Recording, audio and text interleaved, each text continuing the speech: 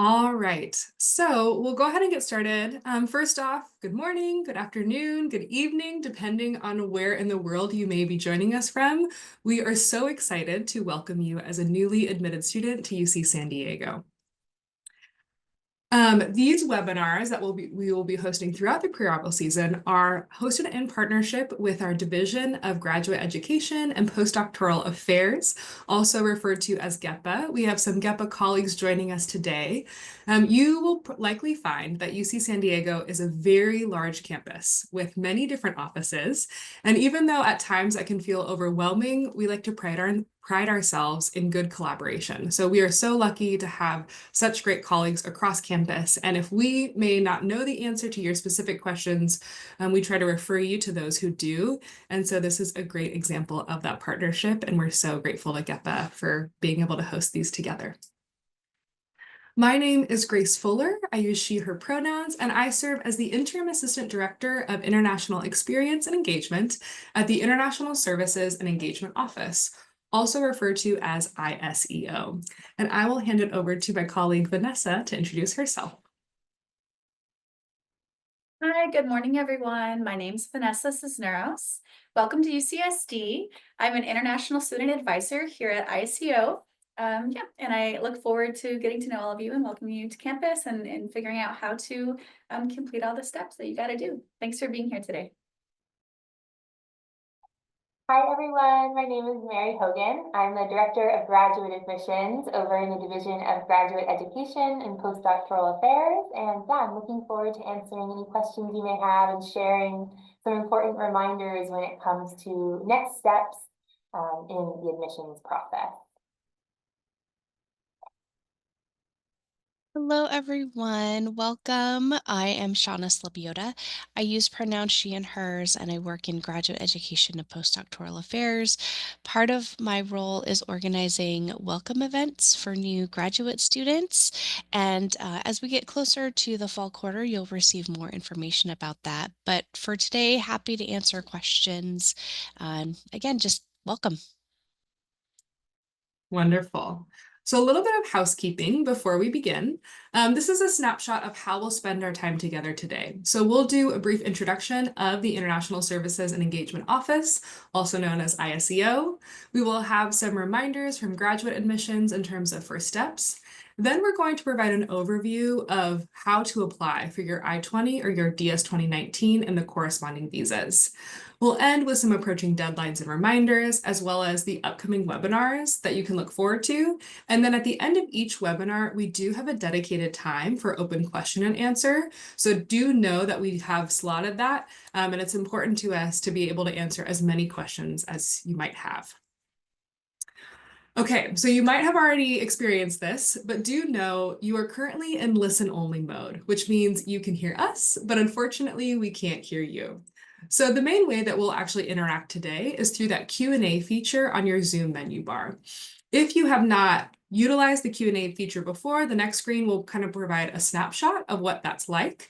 And as I've said, we do have a dedicated time. So if you want to wait to see all the information today and then submit your question, you're more than welcome to do so. That being said, I know that some of us, you have a question and you don't want to forget it. So you're welcome to submit your question throughout the session, but we may wait to answer those questions until the end. And finally, if there's, for some reason, we don't get the chance to answer your question today, you are always welcome to contact us via icontact.ucsd.edu. That will take you to our contact form. It's monitored by a team of different advisors, and it's a great way to get in touch with our office. And then we are recording. So this webinar, as well as all of our other pre-arrival webinars, will be uploaded to inewstudentwebinars.ucsd.edu in about a week or so's time. And that's a really helpful reference for you to go back, watch it, or maybe watch certain sections of it in case you want to refer back to what we shared today. Okay, so like I mentioned, this is a screenshot if you haven't used the Q&A feature before. So you'll go ahead, you can click that, submit your question, and we'll go ahead and answer that. Okay, so a little bit about the International Services and Engagement Office. So at ISEO, we have around 30 professional staff and 15 student staff who are here to help you and support you all the way from pre-arrival now, as you're just starting to get ready, through your time at UC San Diego, and then once you graduate, if you choose to engage in OPT or STEM OPT or academic training for our J1 students. So our team, we really pride ourselves with serving our international students and scholars holistically, right? So your academic as well as your personal goals. One thing that's really important to us is making sure you feel supported in your transition to UC San Diego, student and campus life here, and also really just trying to create a meaningful engagement with both our university as well as our local community. This is always fun for me. So who are our students? So we are very lucky to have a pretty incredible and diverse community here at UC San Diego. So as you can see, we have just over 8,000 enrolled international students, but we also support over 2,000 students on working after graduation. So our service population for students is over 10,000. You can see we have our undergraduate students, our students and majors listed here, as well as our graduate students, including some of our most common academic departments, our top places of origin, and the different campus partners we work with. So we are just so excited. I think one of the biggest things we want to do is just give you such a warm welcome. Our university is better because you are here and because you are coming here, and we are really excited to welcome you to UC San Diego. And with that, I'll hand it over to our colleagues from GEPA. Thank you so much, Grace. All right, everyone. So as I shared earlier, so I'm the Director of Graduate Admissions, and some of this information is going to be familiar to you, where I'm going to talk about some things to keep an eye out for, and also be directing you to your portal. And so that is really where I want to emphasize for your attention to go now and in the upcoming weeks to make sure that you're aware of all next steps needed as you transition to UC San Diego. So as you've already likely done, I encourage you to log into your application account and view your application portal. So in this portal, and I'm going to show a snapshot of it on the next slide, there are lots of different to-dos. So you'll remember it from, this is where you received your admission decision. This is also where you would fill out or have filled out your decision reply form to accept your offer of admission at UC San Diego. And there are also like other to-dos, other important information, such as the statement of legal residence form. That's going to be listed as a to-do item for many of you. This form is not required for all programs, so I do like to emphasize that here. If you do not see a form in your portal that's called Statement of Legal Residence, no need to panic. If it's not listed, there's no action for you to take on this. But there are other to-dos for you to take a look at. So most students are provisionally admitted at this time, meaning we reviewed your application based on the materials that you have submitted for our review. And as you may recall, when you apply to UC San Diego, we actually don't require you to submit your final official transcripts. So those are ones, that sometimes you have to, pay a fee maybe, or go through a more lengthy process with your current or previous institution to obtain. You are able to submit copies of academic material. So at this time in your portal, you likely are seeing that you're provisionally admitted, and there's a to-do list of items under your pending admissions documents in your portal that you need to submit to us in order to finalize your admission. So it's going to tell you very specifically, depending on where you've earned or where you are currently earning your bachelor's or a former graduate level degree, what you need to submit to us and how you need to submit it to us. I'll show you on the next slide, again, a little snapshot. But if at any point you have any questions, please don't hesitate to contact us at gradadmissions@ucsd.edu regarding your pending admissions documents. We're here to help. We're here to answer any questions and make sure that you feel confident moving forward with next steps. I also always like to emphasize here You do not need to have your admission finalized by our office in order to proceed with the I-20 process with ISEO. So that's a really common question that we get. And so you can still proceed with your visa processes and make movement in that direction while still working on finalizing your admission. So the next slide, please. So this is a snapshot of your portal. Again, these are just 2 pages that are important. This should look familiar to you. So the image on the left-hand side is the home tab of your applicant status portal. This is where you're going to see your current status, any forms that you need to complete. So again, at the bottom there, right now we see, this example portal has their decision reply form submitted, and then also their statement of legal residence form submitted. Again, if you don't have a statement of legal residence form on your portal, don't worry about it. It just means that it is not required for you to fill out based on the program that you are joining us for. I also want to emphasize, if you are a student who has accepted your offer of admission for a Rady School of Management program, your portal is going to look different than this because Rady has a separate platform that they use. So your portal isn't going to look exactly like this. If you have any questions, again, you can always email us, you can email Rady. We're here to make sure that you understand next steps. And then on the right-hand side here, this is your checklist items tab. So another very important tab. This is where it's going to tell you what documents you are required to submit in order to finalize your admission.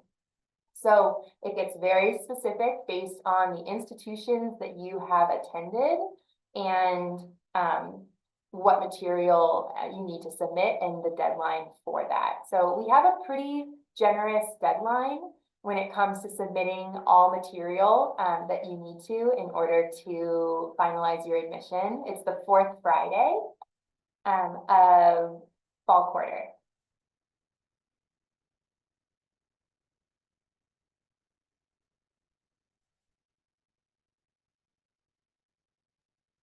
All right, and so now we will hand it over to Vanessa to go over some first steps for our international office. Everyone. I want to reiterate the welcome. We're so excited to have you here.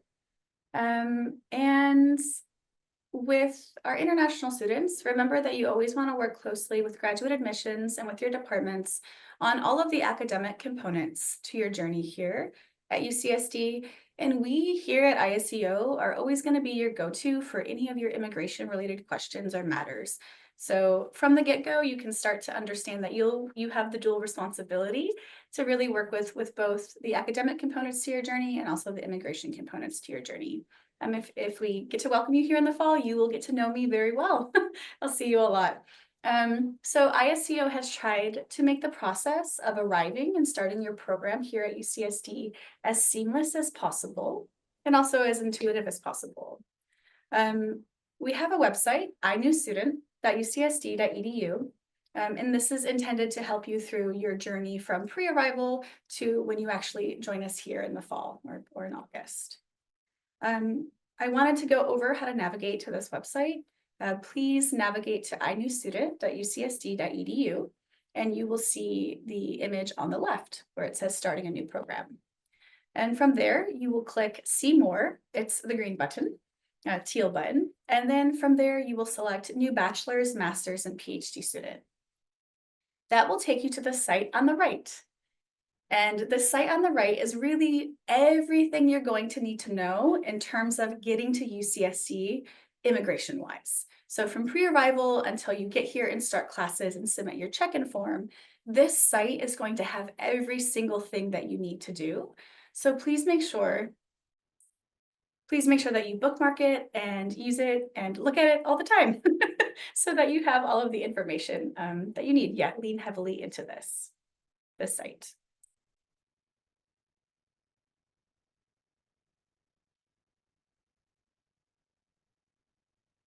So let's talk about how to get started on applying for your F1 or J1 student visa. Here at ISCO, we break the visa process down into 6 steps. Step 1 is to request and receive your Form I-20 or DS-2019 from us at ISCO. I want to point out that if you are currently in the United States as an F1 or J1 student, this step is also required of you.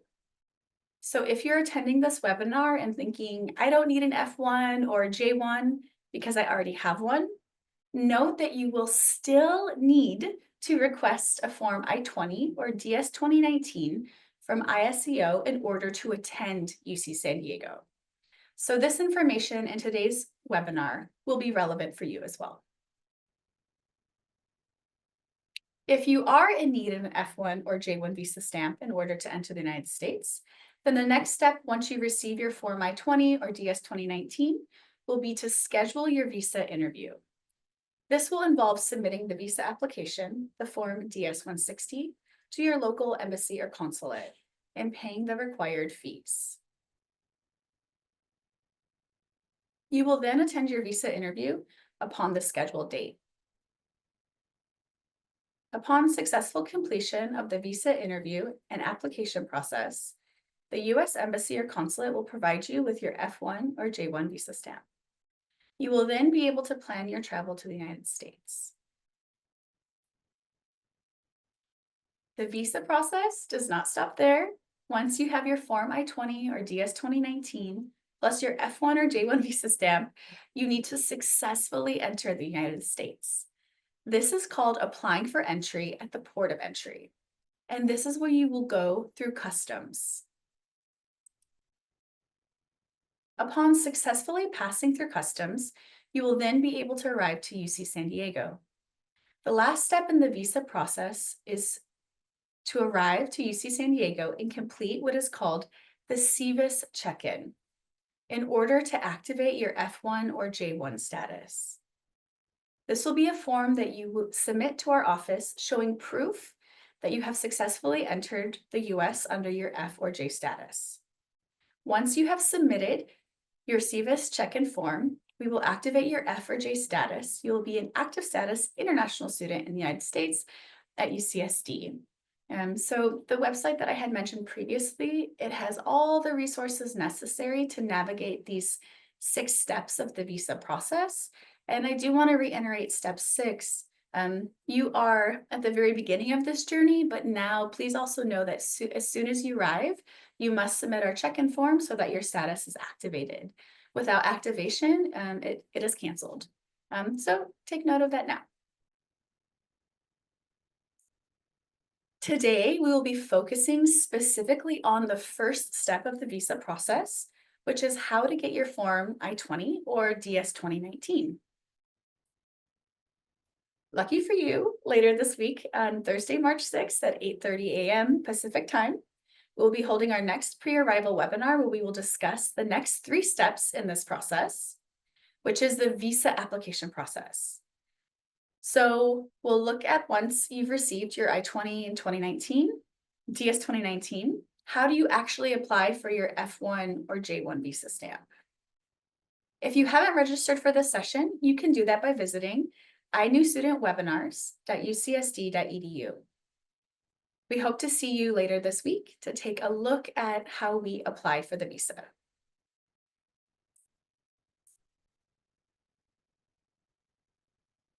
Before we begin the process of looking specifically at how to request the I-20 or DS-2019 from ISCO, I just want to pause and say, if you are listening to this webinar and you are currently in the United States on an F1 or J1 visa, maybe you're graduating from a bachelor program or a master's program, perhaps you're finishing up OPT or STEM OPT, and you'll be starting a new graduate program at UCSD this fall, and you are hoping to transfer your SEVIS record, your F or J record, you are still required to submit a new admit form I-20 or a new admit form DS-2019 from our office. This is an important part of the CVIS transfer process, so the information in this webinar, again, will still be relevant for you. So please don't leave.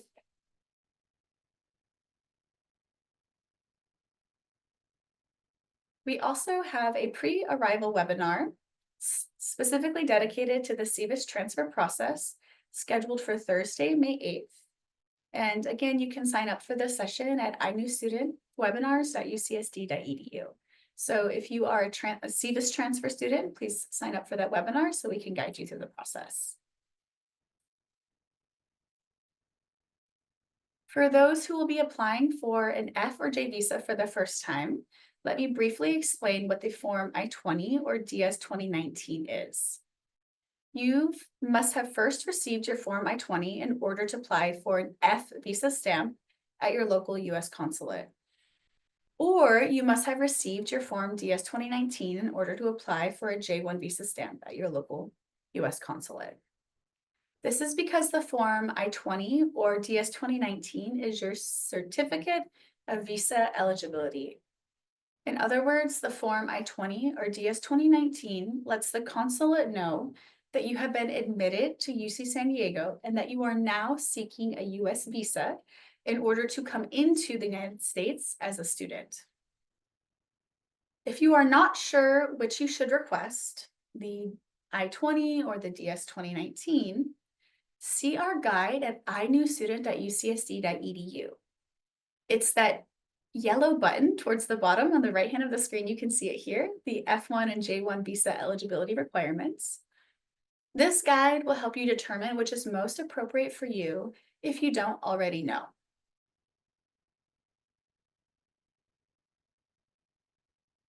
So to recap, you must receive your Form I-20 or DS-2019 first before you apply for your visa stamp.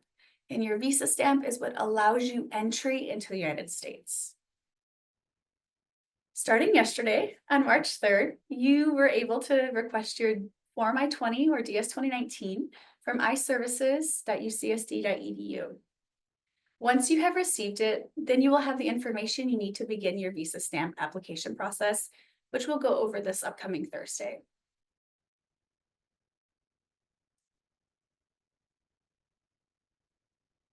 A bit more specific information about the website that you will use to guide you through all of these steps. At inewstudent.ucsd.edu, again, you'll click See More, you'll click New Bachelor's, Master's, and PhD students, and then you're going to look specifically right now at the beginning of your journey, Step 1, apply for F or J1 certificate of eligibility. That's where you're living right now in terms of reviewing information, immigration-related information. Under the Preparing for Submission, this website, you will find all the instructions you need to complete your UCSD account setup, which you also have through your graduate admissions, information on that, so that you can access iServices, how to submit your new admit request, and what documents will be required to upload to your new admit request. Under the section Preparing for Submission, you will also find information and clarification on what documents you need to prepare and upload. This includes things like your funding requirements. In order to obtain your Form I-20 or DS-2019, you need to submit financial documentation proving that you meet the F1 or J1 financial requirements. So make sure you review the information so you know that how much and the amount of funding you must show in order to receive your Form I-20 or DS-2019. The financial documentation you submit to our office, in addition to financial information you'll submit to our office, you will also need to show that at your visa interview. This website also reviews other requirements, document requirements like your passport, bio page, your admission letters, your CVIS transfer confirmation, etc. Important deadlines, also known as the deadline by which you must submit your new admit requests, are outlined on this website as well under Submitted a Request for Immigration Document Form I-20 or DS-2019. So this, again, I want to reiterate, this is really your home for reviewing information. Everything you'll need to know is here, but we'll go over the I-20 process a bit more in depth now. In order to get started, On receiving an I-20, you will need to ensure that you have access to iServices. This is listed under Accept Admission and Complete Required Account Setup at inewstudent.ucsd.edu. You will find everything you need to do in order to gain access to iServices. The system, again, you will use to request the new Admit I-20 or DS 2019. iServices can be accessed by logging in at iServices.ucsd.edu with your student SSO single sign-on, PID, or Active Directory credentials. It is important to note that in order to access iServices, you must have completed your UC San Diego account setup. This means that you have accepted admission, set up your UC personal identification number called your PID, and set up your UCSD email address, which ends with @ucsd.edu. You will gain access to iServices 2 to 3 days after completing these steps. So the day that you create your UCSD email account, you will have to wait an additional 2 to 3 days in order to have access. So if you don't have that immediate access, take note of the date and then try again for the next 2 to 3 days. But you will not be able to access iServices if you have not completed these three steps.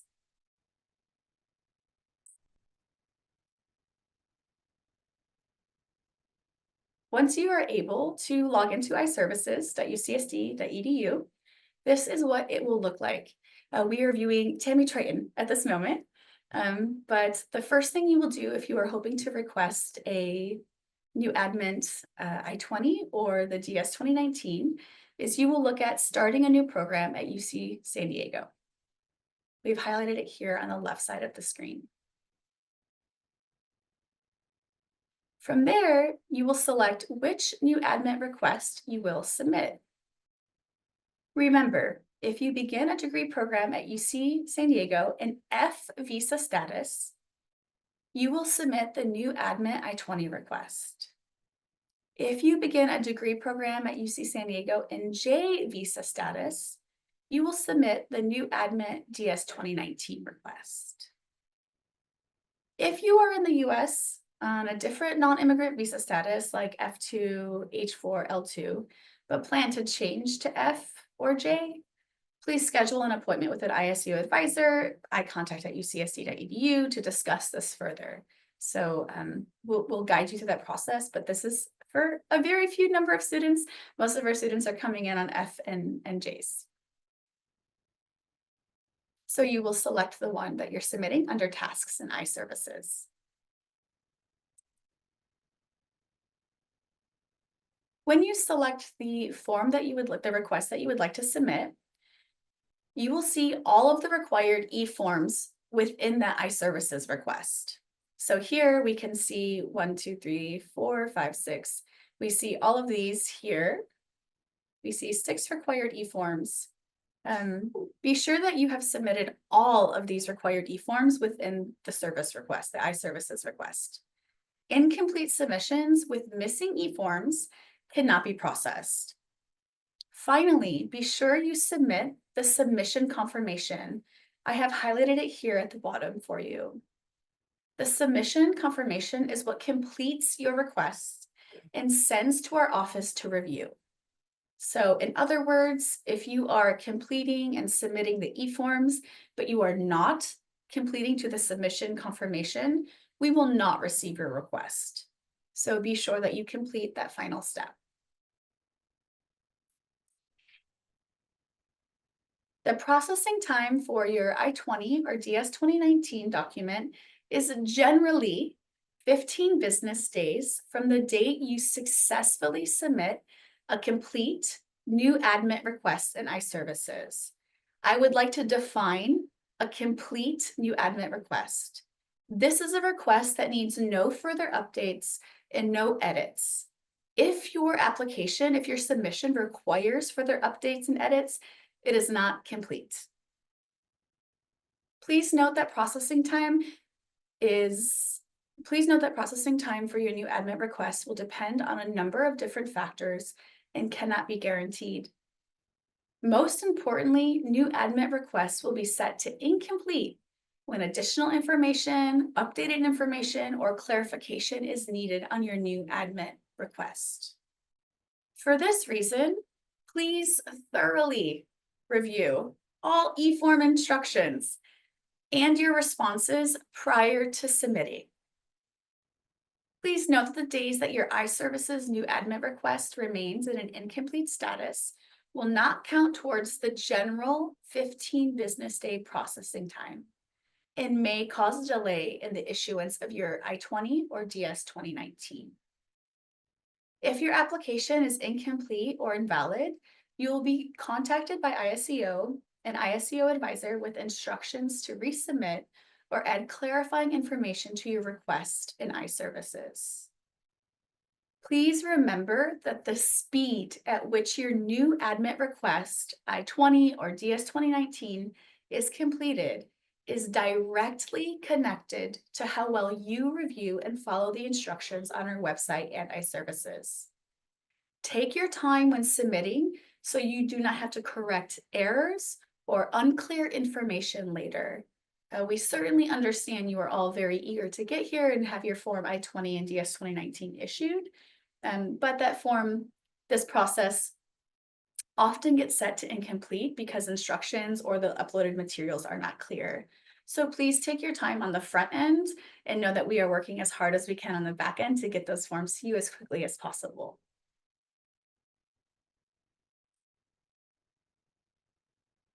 Once your Form I-20 or DS 2019 is issued, it will be emailed to your UCSD email address. Alternatively, you will also be able to view it in iServices, but email is likely the easiest way to get it. Be sure to download, print, and sign your I-20 or DS 2019 by hand. Students often ask, can I sign this electronically or digitally? The answer is no, you cannot. The US government allows universities to electronically or digitally sign the Form I-20 or DS 2019, but for you, the student, you are required to print and sign this form by hand. You will be required to show the printed and hand-signed document at your visa interview and when passing through customs to enter the United States. Once you receive your Form I-20 or DS 2019, please review the information on this form for accuracy. Some examples of things that you will check for include your CVIS ID number, biographical information, your program information, your program of study information, the funding, DSO signature, and of course, your hand-signed signature. We include this information in checking in accuracy on inewstudent.ucsd.edu under the step 1 that we had talked about earlier. We list all of these things that you need to check for accuracy. So you can also refer to the website to check off everything for review. All right, so that's the first step in the visa process. Once you have received your Form I-20 or DS 2019, you will have the information you need to submit your visa application to your local US Embassy or consulate. Please join us this Thursday, March 6th, for our next pre-arrival webinar where we'll take a look at that visa application process specifically.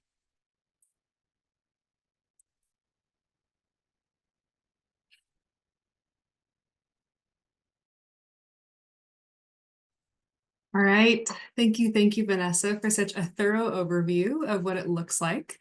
Before we get into our question and answer portion, I get to go over some opportunities for you to start to look like, what does it mean to be engaged at UC San Diego?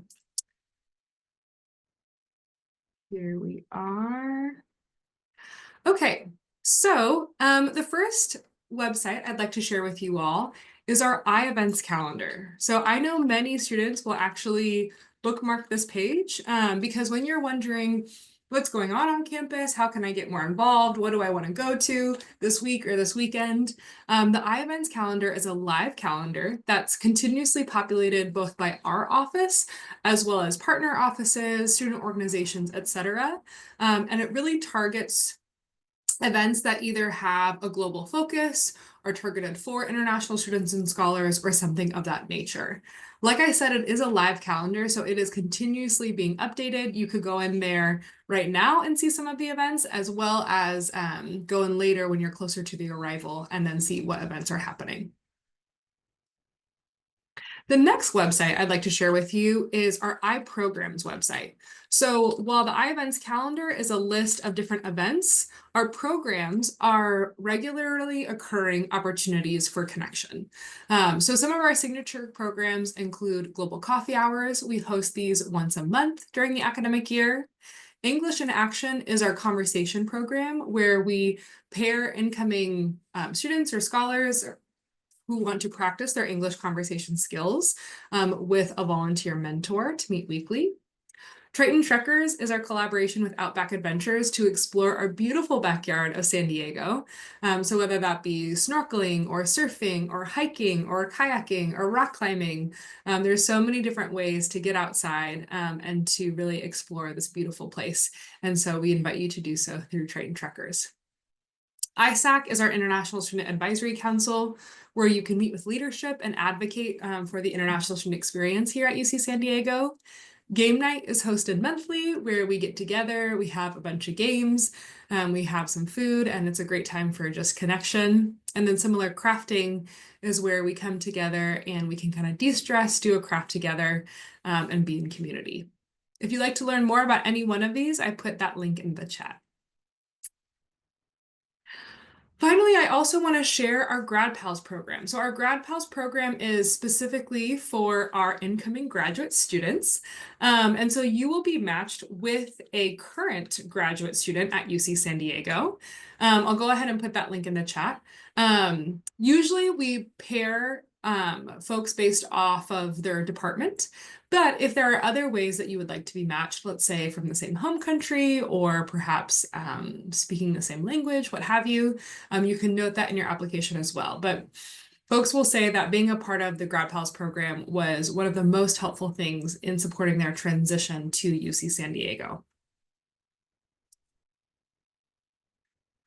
We also have a welcome guide. So we put together this guide in hopes that it would make your transition to UC San Diego as easy as possible. So this guide is complete with different checklists, and it really kind of synthesizes the information that we share at these pre-arrival webinars. And so it has a checklist of, before you start classes, what are all the things you need to do? As you prepare for arrival, what are all the things you need to do? And as you come and you are upon arrival, there are also a set of things you need to do. So it kind of breaks it down by timeline, and that can be a really helpful resource for you to refer back to. So please go ahead and check out our welcome guide. I put that link in the chat as well. Okay, finally, we highly encourage you to follow us on Instagram.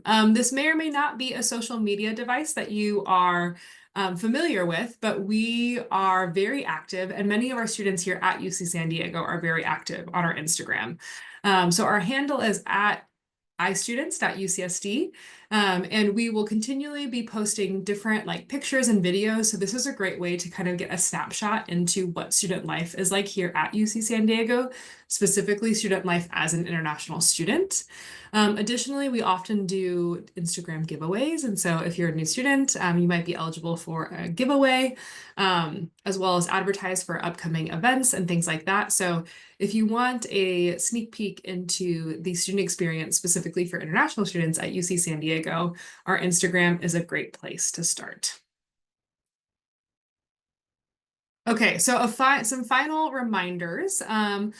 So as Vanessa mentioned, you can now begin requesting your visa documents actually via iServices. So like I said, iServices is now our new portal to request your visa documents. If you hear references to iPortal, do know that that was our previous system, but for all of our fall 25 admits, you will be using iServices. So I want to make that point of clarification because you may hear iPortal from maybe continuing students, but for our fall 25, we are transferring over to iServices, a better system for you all.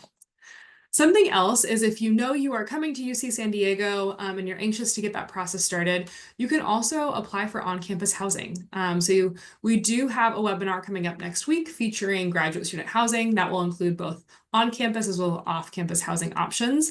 But we deeply encourage you to check out hdh.ucsd.edu for more resources there. As a friendly reminder, a little bit farther down, mid-May is when on-campus housing contracts are due. July is when there is a deadline to submit health immunization requirements and complete some of the training. We will also have a webinar coming up about student health insurance and immunization requirements. And then in September is a busy month. It's an exciting month.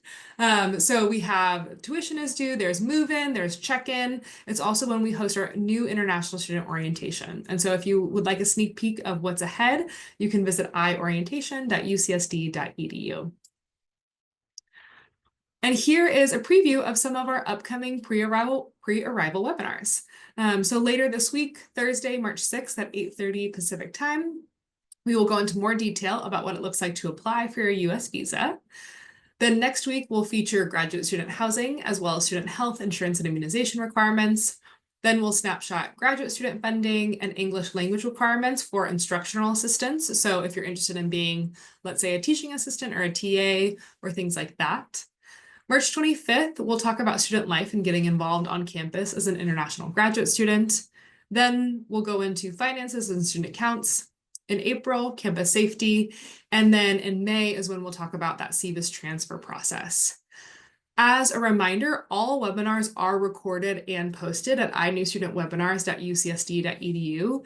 It does take our team usually about a week or so time to edit the video and upload it to YouTube, and that's our site. So you may not see it immediately, but give it a week and it should be there. And so again, inewstudentwebinars.ucsd.edu is a place where you can both register for upcoming webinars as well as watch previous webinar recordings once they become available. Okay, that concludes a lot of the content we have for today. So now we will transition to some open question and answer time. We have been able to answer a few questions via the Q&A during today's presentation, but we will allow for a minute or so if you have any new questions that have come through. And I guess I'll open it up to Vanessa and Shauna. Are there any maybe themes that have come through the Q&A that you think would be helpful to verbally highlight?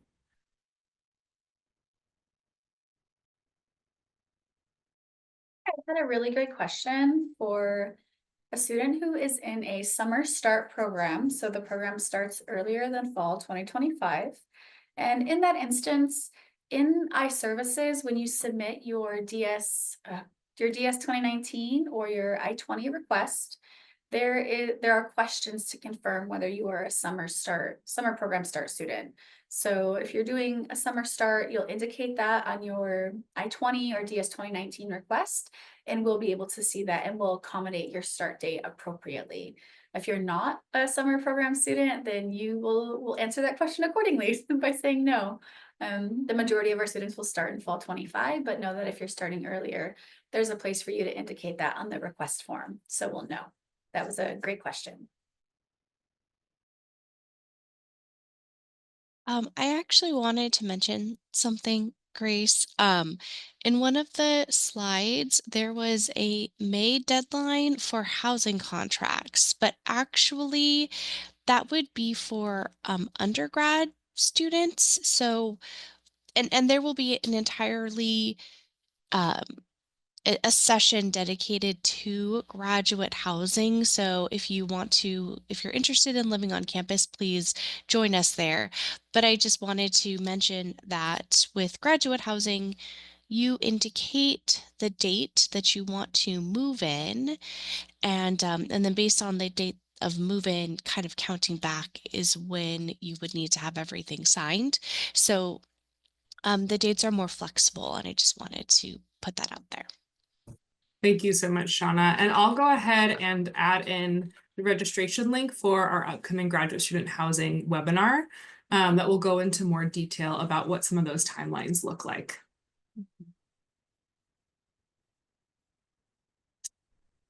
Wonderful. Okay, so Vanessa, would you like to speak to what students can expect in terms of what a fall program start date will likely look like? Yeah. I have another one I'm going to answer. Yes. So Oh, sorry. No, you're okay. I was thinking about another really great question that I answered, but I wanted to share with everyone. No, yeah. So your program start date, if you want to look at the calendar, you can go to UCSD academic calendar if you're a fall start. And we won't get into the intricacies of summer start programs in this webinar. But if you are starting for fall 25, you see that your quarter begins on September 22nd and your instruction begins on the 25th. So your program start date as listed will be September 22nd, and your initial session start date, the date classes starts, will be listed on your document as September 25th. And so if you're getting an initial document, not a transfer document, you'll be able to enter 30 days prior to that time. I also wanted to answer a question about funding requirements. But the funding requirements are related to federal rules and regulations that are required of us as your DSOs to issue your immigration documents. So they are not something that we can negotiate. They have to be at a minimum what is listed on the website. So to know when you're going through your new admit request, whether it's an I-20 or a DS 2019, you can upload multiple sources of funding. So for example, we had a student who said their department funding is slightly less than what's required here as listed on the website. For our PhD students, make sure you scroll down and you're looking at the appropriate category. I think right now most of you are graduate students, so make sure you are looking at the graduate, master's, PhD, unless you're in one of the specialized programs that are listed under that. With the amount that you're required to show, so for example, new admits for this fall term, on your new admit request, you'll be required to show $70,813. And you can use multiple sources of funding to demonstrate that. So you can use department funding in combination with personal funding, with family funding, multiple sources of funding. I will say that as a processor, someone who processes the I-20 and DS 2019 requests, this is often where students this is what slows the process for students. So it is vital that you review, because even before the amount listed, we give very clear instructions about what types of documents are accepted and not accepted. So oftentimes students will submit without thoroughly reviewing that, and we are required to set to incomplete. So really take your time in ensuring that your documents meet the requirements and that it meets the minimum amount of funding. Both of those will be pivotal. And yeah, when students are able to submit financial documentation, it's a breeze. But then if it's not, it takes the advisor being able to explain to our new admits what's the issue, and then of course students have to resubmit. So take your time, review the financial documentation. Thank you, Vanessa. We have another question here asking about, are opportunities for TAs or teaching assistants feasible if I'm concurrently practicing English with English in Action program? Shauna, I see that you have something to add, and then I can chime in after you share. Well, I was going to say English in Action is a way to practice proficiency, not to, or practice your language skills, not to speak over your piece, Grace. But it's not a requirement, and it's just kind of for your own enrichment. However, when it comes to demonstrated English language proficiency for a TA position, there are a clear set of guidelines there regarding what we will accept or how you might be able to meet that requirement. So they are a little bit separate in that way. And so I wanted to put a link in the chat to more information regarding English language proficiency requirements for the TA position. And I would just encourage you to check out this website. It is possible that you already meet this requirement through, say, a TOEFL score. And that would be great. And you could also still do English in Action and just have some really great conversations. So they are separate in that way, and I would just encourage you to take a look at what those those guidelines are in advance. Mhm. To add to Shauna's good point, so you can be a TA as well as be in the English in Action program. You can do both concurrently. They are separate. English in Action is really a volunteer. It's a voluntary program that you can do for your own enrichment. I also see another question about what is approximately the timeline for when some of these TA applications will open. These are all such great questions, and I would heavily encourage folks to register for our upcoming pre-arrival webinar focusing on English language requirements for instructional assistants. These will go over a lot of these questions, and we will also have the folks who administer these tests and oversee these timelines present at the webinar, and they are really the ones best situated to speak to these questions. So I'm going to go ahead and put the registration link for that webinar in the chat, and we look forward to having you join us for those. All right, Vanessa, in terms of funding, can a student's scholarship be considered as one of their sources of funding? It's a great question. Grace, I think I'm going to share my screen with the funding website. Great. That sounds lovely. Okay, great. Okay. Grace, are you seeing the funding? I am, yeah. Okay, great. It's not letting you know what we're saying. Fantastic. Okay, so everyone, this is what we need to know for our funding. I wanted to review how to get to the site. So if we go to inewstudent.ucsd.edu, we are going to go to see more, new bachelor, undergrad, or graduate students. Under preparing for submission. So again, we talked about how this step one, really this site is everything you're going to need to know. It has all the pieces of information you need. And specifically right now, you're in step one. And preparing for your iServices submission, we do have funding requirements linked here. So you have to click on this link to make sure you can see, you review the funding requirements. I'm gonna pop this in the chat. And so how much funding do I need to show? This is going to be general information.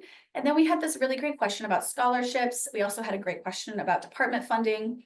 We have it very specifically laid out here. What financial documentation is accepted? So we have down here, it says funding support letter from department, educational institution, includes scholarships and fellowships. It says yes, awesome, great. The important key that is often overlooked in student submissions is this column. This column tells you what are these specific requirements in order for us to be able to accept that documentation. So make sure that you leverage this, that you use this as a tool so that you can get your I-20 or DS 2019 as quickly as possible. But yes, we will accept your scholarship award letter if it's in English. It's on official business letterhead. It includes a signature showing the amount and the length of support. So yeah, you definitely can submit that as long as it meets these requirements. I can check it off that it meets the requirements that are required of me as a DSO because yeah, the State Department, which is the embassy, the State Department is what oversees the embassies and the consulates who are reviewing your visa applications. They trust that we DSOs, international student advisors, are reviewing these financial documents appropriately. So if you do find yourself in a situation where your request has been sent to incomplete, please just know that it's a preventative measure for us to make sure that the funding documents are in alignment with what the State Department is looking for. And that also supports your visa application. So if we do a lot of that vetting beforehand, it really is just in hopes that it works out well for students. So yes, long answer to a short question. Yes, but an important one, because just to echo what Vanessa shared, this is one of the most common reasons that we will set applications to incomplete, and then it lengthens the time that we are able to issue you an I-20 or DS 2019. So as much as you can be proactive and read the funding requirements thoroughly and make sure they meet the standards, we are able to usually get that to students in a more expedited manner. The total amount, so this is general information at the beginning. This is specific information about what type of documents are accepted. And then for our graduate students, the majority of you are here and you will be looking at this amount that is needed to show to be issued. If you are in a specialized program, one of these, then you'll need to show this amount. If you're not sure, then just go ahead and take a look and to see if you're an admit in one of those programs. But otherwise, most of our students today, you are going to be here. Wonderful. So we have another question in the chat. It reads, I have not accepted my offer yet. However, I do see a PID displayed on my application portal. Can I use that to activate my iServices account? I was just going to say, generally, students don't receive a PID just for being accepted. You would have to tell us that you're coming to UC San Diego before that's generated. So I'm wondering if it's possible that some other kind of identification number, maybe an application number. Um, so I just wanted to say that at the beginning, it might be what we are calling PID is maybe not what you're seeing. But I'll let my colleagues answer the question about iServices if they haven't accepted the offer.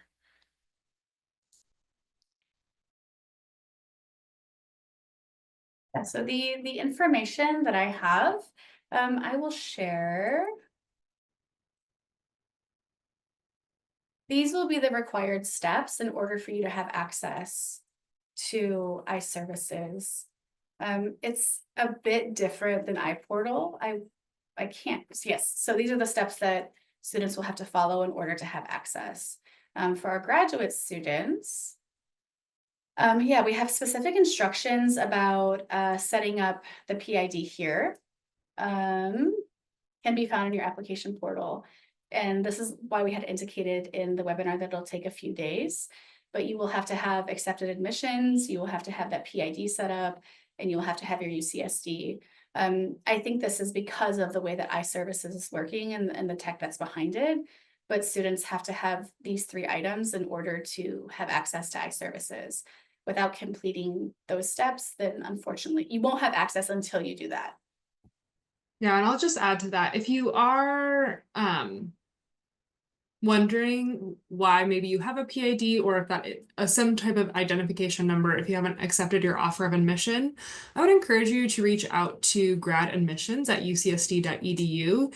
They can clarify for you if in fact that is your PID and if that's something that you could use if you haven't accepted your offer. So I would encourage you to start there, email gradadmissions@ucsd.edu to confirm that information, because as Shauna and Vanessa have noted, that is a pretty critical piece that kind of then unlocks all of these next steps. So we just want to make sure that that is in fact the correct piece of information. All right, we have a few more financial document questions. I do want to say that we are approaching the end of our pre-arrival webinar, so we'll take maybe a couple questions that are listed here in the Q&A now, close up for the day, and then we hope to see you on Thursday at 8:30 Pacific time. Okay, so for these questions, are financial documents required for the I-20 only asking for funding for 1 academic year? And additionally, the visa or US Embassy requires funding for my entire stay. So maybe like differentiating some of the timing. I think it also might depend what visa you're applying for and things like that. But yeah, if you want to maybe give an overview of some of the timing when it comes to funding requirements. Yeah, sure. So I'll share my screen again. Again, please be sure that you are reviewing this. Yeah, so your I-20, in order to be issued the I-20, DS 2019, you're going to need to show your 1 academic year or 3 quarters. So our new admins who are going to be here for at least a year, which you are, you need to show this amount. In terms of the conversation about what the embassy is requiring or the consulate, we'll go into that more in depth on Thursday. But essentially on an F or a J student visa, that is self-supported, you're here as a student, and the consular officers are entitled to ask questions about further sustained support. But in order to issue the 2019, students are required to show that first year of funding, not funding for their entire stay. And it's not standard to add that documentation to the I-20 or the DS 2019. So yeah, we'll learn more about the visa application process on Thursday. Awesome. Thanks, Vanessa. Mm-hmm.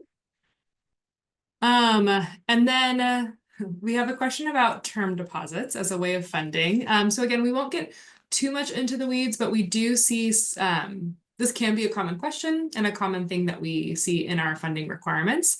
So the question reads, should the maturity date of several term deposits be all before the program start date? Yep. Must have a maturity date before your studies begin here at UC San Diego. Yes, yes. Yeah. So I know there's a lot of information on our funding requirements webpage, and it can be a little bit overwhelming when you just see this like huge, wall of text. But I will say we have tried our best to break it up. So it's kind of like if you're asking about term deposits, go to that section and kind of read that corresponding answer. And we have really built out that page based on the common questions we see and the common issues we see with students trying to apply for their I-20 or their DS 2019. So the funding requirements webpage is a really helpful resource. It's a really helpful guide. And then if you have any additional questions that maybe our webpage didn't address, you can also contact us via icontact.ucsd.edu, and we can speak to more specific additional questions from there. All right. Thank you so much. We have reached the end of today's webinar. Again, just a very warm welcome to UC San Diego, and we look forward to seeing you at all of our continuing pre-arrival webinars in the future. Take care and have a great rest of your day.